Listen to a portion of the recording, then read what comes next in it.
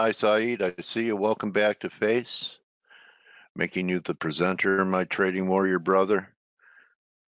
Always enjoy our conversations and your looks with your quarterly views. I think you're the only one that does that. So you want to start with the Swiss. So welcome back, Saeed. Happy New Year to you, buddy. Happy New Year to you, Dale. Thanks for having me on again.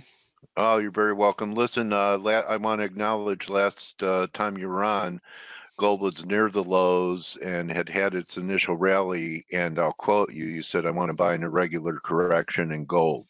And that was exactly the right prescription for being long gold. Before we get to the Swiss, were you disappointed with the euro action? I think you were constructive then too, and the gold way outperformed the euro. And I kept trying to buy the euro at different stages. How about you? Yeah, I mean, I tried to buy the euro a couple of times, but it did me over. But recently, I've been looking for shorts, so sort of mitigated what I've been going for. But with my sort of trading, I wait for a lot of confirmation. So I'll have a plan, Right. but there needs to be a sequence of events that unfolds first before the trigger.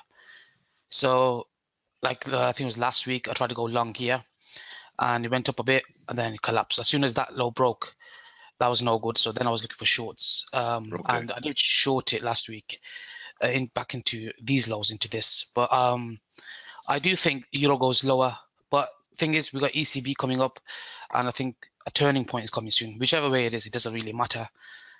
But yeah, so shall I start off with euro, and then we go from there?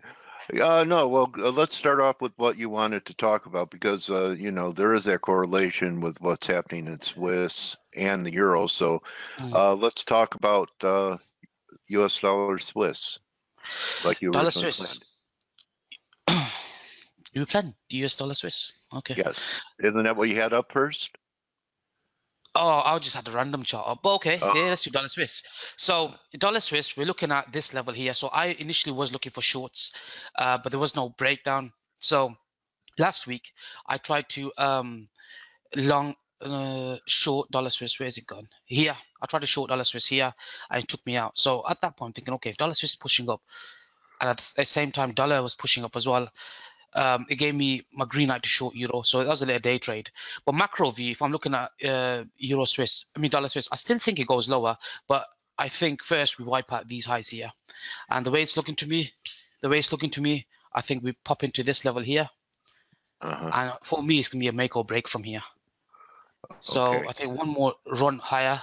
And also, you see this key level here. So this is a key point for me here.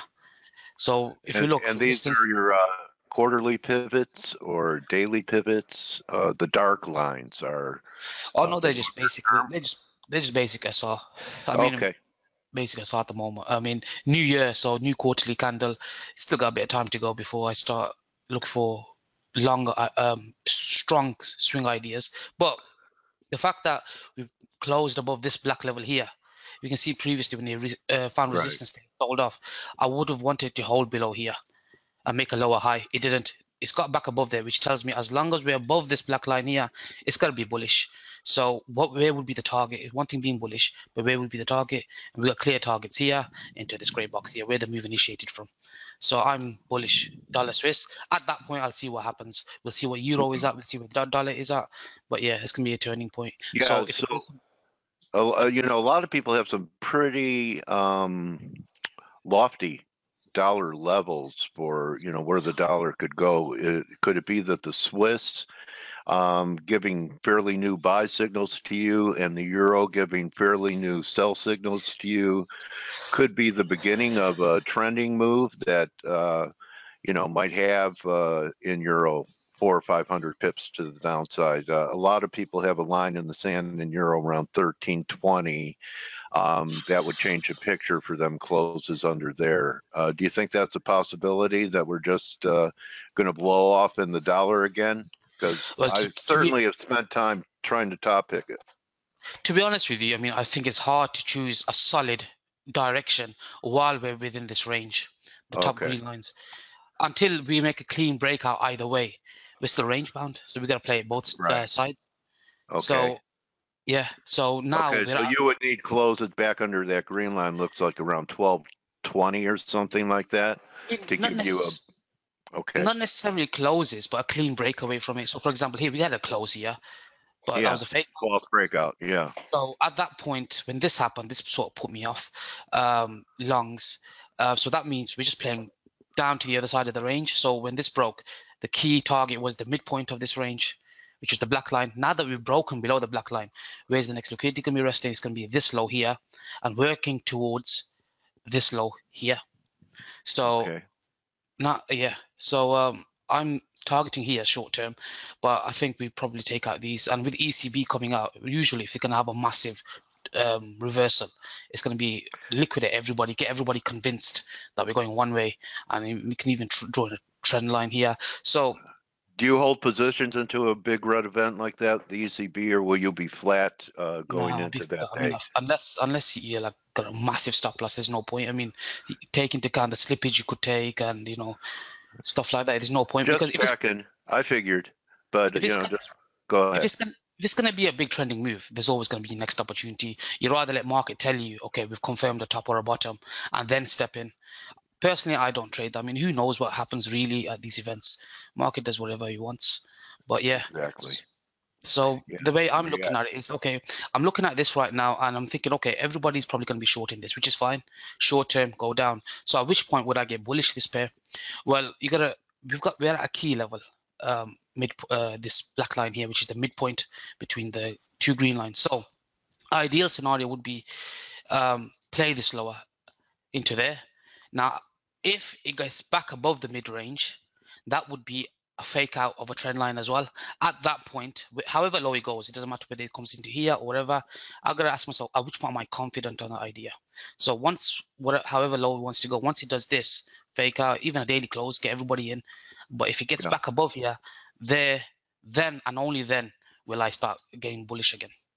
And then if that's the case, then it's a reversal, then it's going to be a rapid one, because if everybody's short, wipe them out in one go. And if you're in sync with the trend, it usually doesn't waste time. Yeah, interesting view. And initially it's got to become back above your key pivot, and you don't go with the initial move through your pivots. You wait for pullbacks to them to commit dollars or whatever currency to the trade.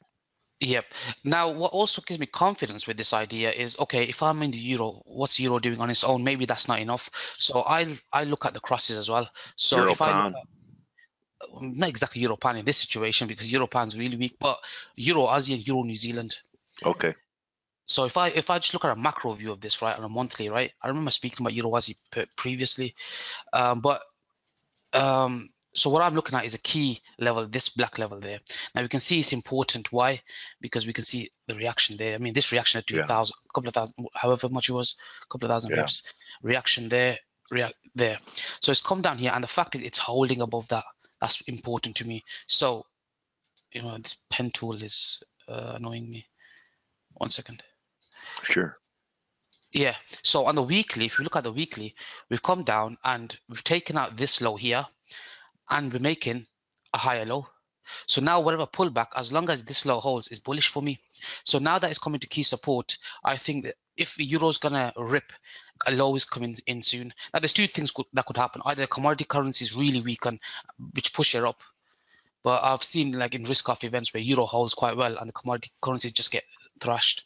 So I'm waiting for this right now. So thing is, okay, it's at key support. Has it confirmed to me? No, it hasn't. Yes, we're having a bounce, but I need like an impulsive move away from it to convince me.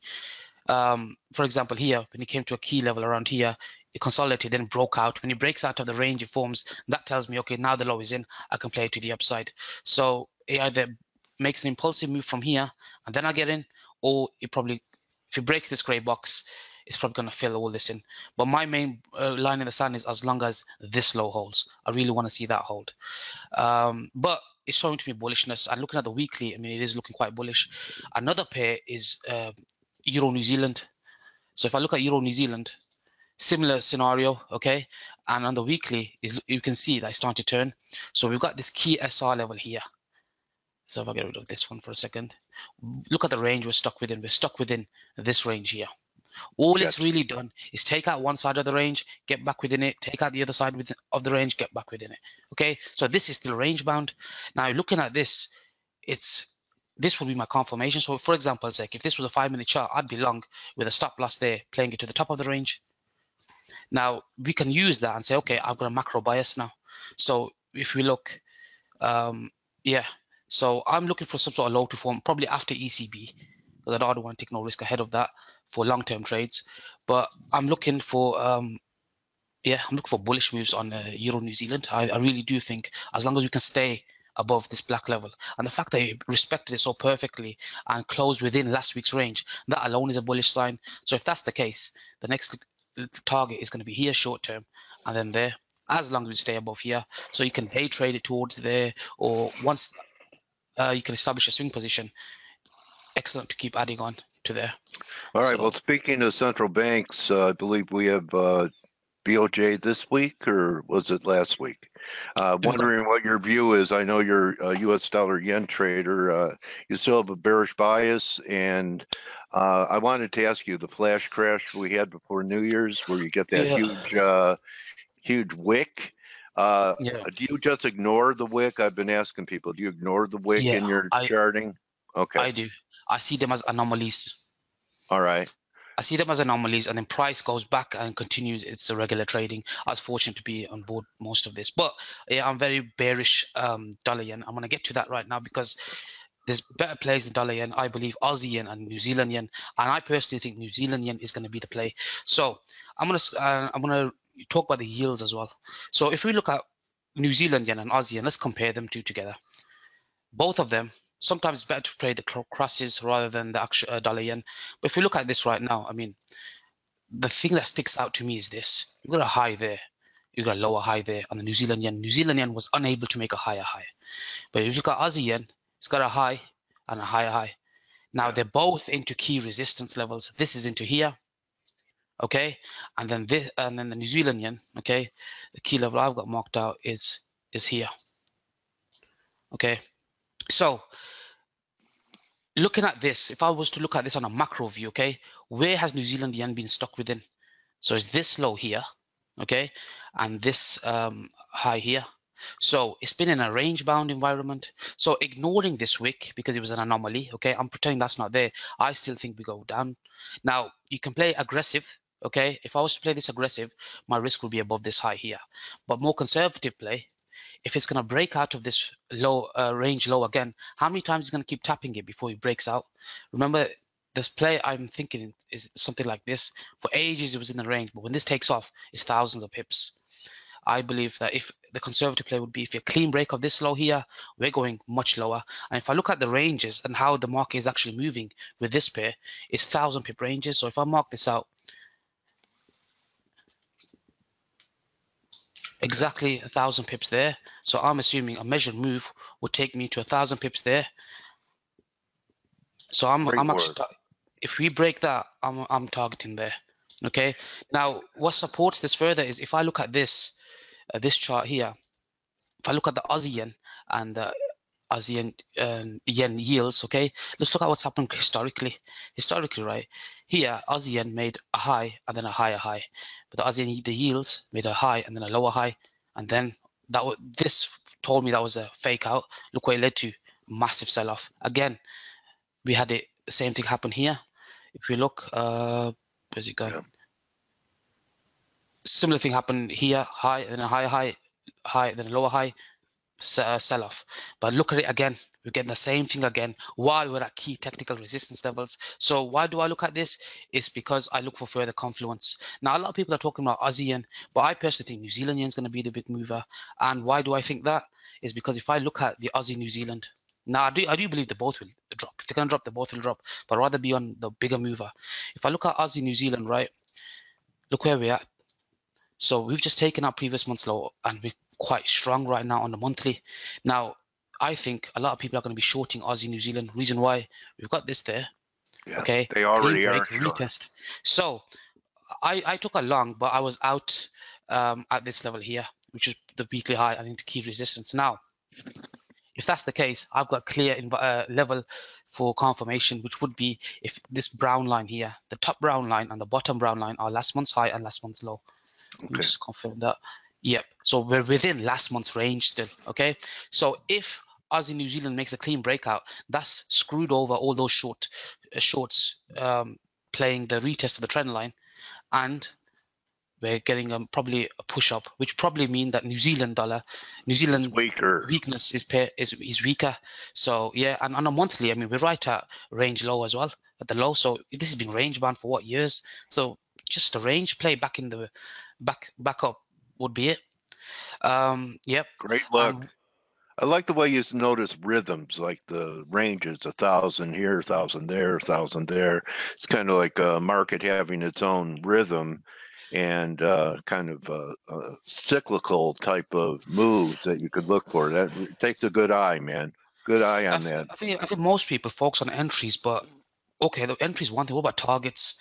It's like they'll be in a trade, they'll go well, get all excited, but they can't take the profit. They can't. Do you have a reason for it to go there? Well, my reason is previously doing 1,000 pip ranges. So if history repeats itself, it should do another 1,000 pip range. Does it line up with my high time frame bias? Yes, it does. So I think it's always had to have, okay, where would you exit then as well? People don't like to focus on exits. I think that's a big thing. There's one pair that I want to get back to gold after this, but the one pair that really stands out like a sore thumb to me, which is New Zealand CAD. Now, New Zealand CAD, if I look at this, I mean, looking at this alone, I mean, look at the candle here. I think it just fills in all of this into there. And if you look high, low, lower high, lower low, lower high, I'm expecting a lower low, but even within that, I'm expecting a move like this. Now, this is another pair that lines up with what? My New Zealand bias. So I look at as many New Zealand pairs as I can. I say, okay, if all the and compare all the majors, New Zealand dollar is the one that's going to weaken the most. I'd rather go with the weakest.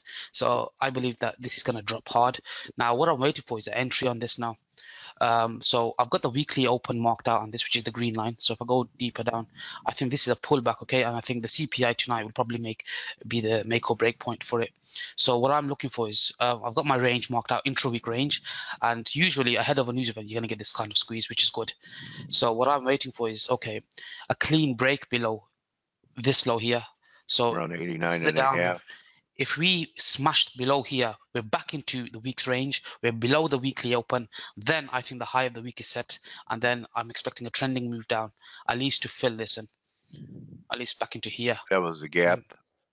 Yep. Or just a news event? Just a news event, probably. I can't remember. It's back in November. But regardless, whatever it is, yeah, it's towards our target, which is there. November, it seems like 10 years ago already, doesn't it? It does, doesn't it? Okay, so yeah, some great looks, and you know, I really appreciate the look on Aussie New Zealand, because people were so bullish that pair last year, and then they finally flipped them, and there could be a turn developing there. So thanks for bringing that to the table. I think all you got to really look at is the monthly chart for this, and it should tell you, until we get a breakout, play both sides of the market. Yeah, I mean, it is a rank. This is just stuck. Gold, I promised gold.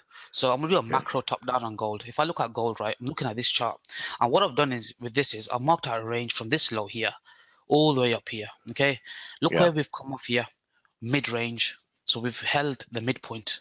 Now we've been in a consolidation for ages, but if we start marking out our levels, we can see this is the low it's held within, and the high is 1360.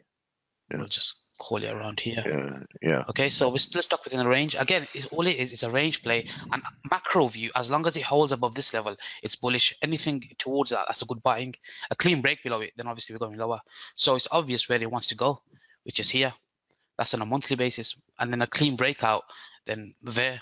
So last month, obviously, we had a big up candle. So we're going to get some sort of pullback, especially with the new year. So what I would do in this case would be mark out the monthly open.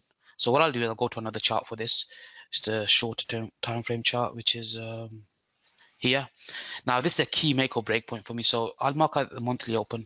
So what I'll go with is last month's close. Okay. Okay, that's that. Now if I go to the lower time frame, we're right there right now. Okay, so I'm looking for a pullback. The question is, how deep does it pull back? So this was support down. We pushed the market at support. It broke below it. Now, for me, it's a turning point here, at least for a short-term opportunity. If this is to go higher, this low should hold. So for me to short it short-term, I need to see a failure of that. If this breaks, then my risk will be whatever the high is, and I'll have short-term opportunity into here. Okay.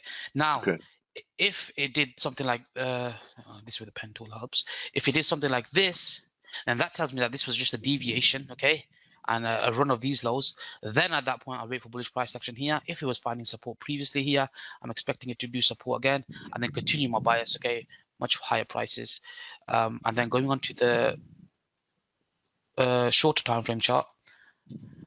I say short time frame, weekly. We then continue the move up. Now we've been consolidating for ages, which is normal. I mean, after such a big move, you're gonna have some sort of consolidation.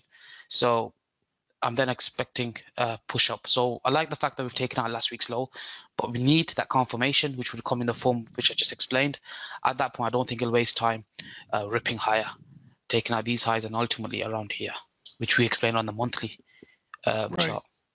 Okay, well, I can't let you get away because I know that your following expanded as you expanded into the crypto space. So, I'd like your view on Bitcoin. You know, that does nothing, and then in 2 minutes it does everything. And how do you trade that thing, buddy? Me, I mainly trade Bitcoin on a swing basis. I don't trust these exchanges. I mean, look at these dirty spikes you get in these exchanges. But let's go along with it where my Bitcoin view is. So, oh God, my chart is such a messy. I need to get a clean chart out. Let me just refresh this chart because I've got key levels marked out for this. Why do you think there's so much more interest with new people coming into the trading scene with crypto over FX? Well, I thought it was quite obvious. It's just because they've seen Bitcoin make 20K move, and they all think every other coin is going to make a 20K move as well. But this is the thing. Now that everybody's in, it's probably not going to happen the same way. So until those people have been wiped out, then we can talk about new highs. But for now, I mean, let's look at Bitcoin. So I've had this range marked out since back in November for ages. And this range is basically, if I go to the daily, and it's still stuck within that range, which is this high here and this low there, and we got the deviation there, we got the deviation there, and this is the midpoint. Okay, so that's those same levels are being used again. So the midpoint was respected perfectly there. Where did it go? Back below to the range low, rallied, deviated it there, got back above it, and is holding it. So for me, this is the key level, the range low. But what I'm thinking of, whatever down move here is just a retest of this consolidation. So if this was a 5-minute chart, for example, I'd be long with a stop loss there. If this low gives in, then I think we go much lower, and we probably go down to around 1800s, possibly even 1200. I think about 1200 if we take out this low. So thing is, who's going to hold us from here? Yeah. So the thing is, if you don't want to stop loss that wide, what would you wait for? Well, you'd wait for a bit of confirmation. So my confirmation would come in the form of getting above mid-range. Okay, if you got back above mid-range, then I think we go higher into the range high, and all I do is play it from level to level, and that's it. Now if you broke out of this, then I'd say okay, higher into there and then there. So short term, we've got a smaller range we can work with. What's that smaller range? It's this low here.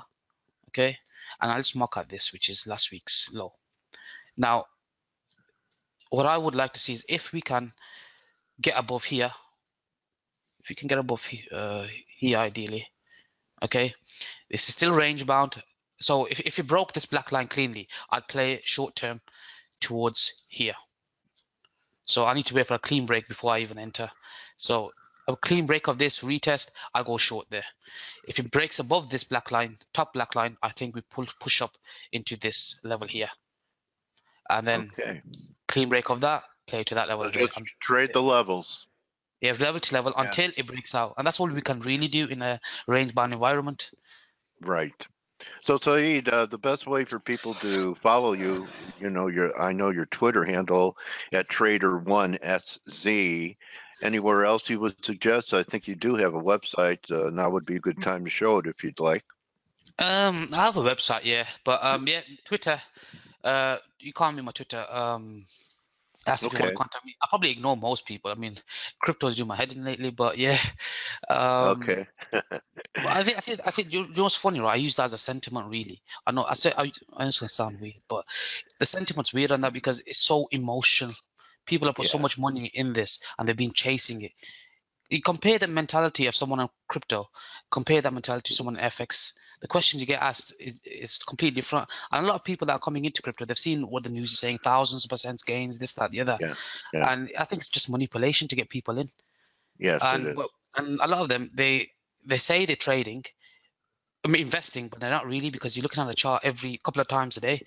So unless you're like holding it long term and not looking at it, you gotta remove that emotion. Whereas FX traders, they just get on with it, and it's just like trading because they've got more experience with the market.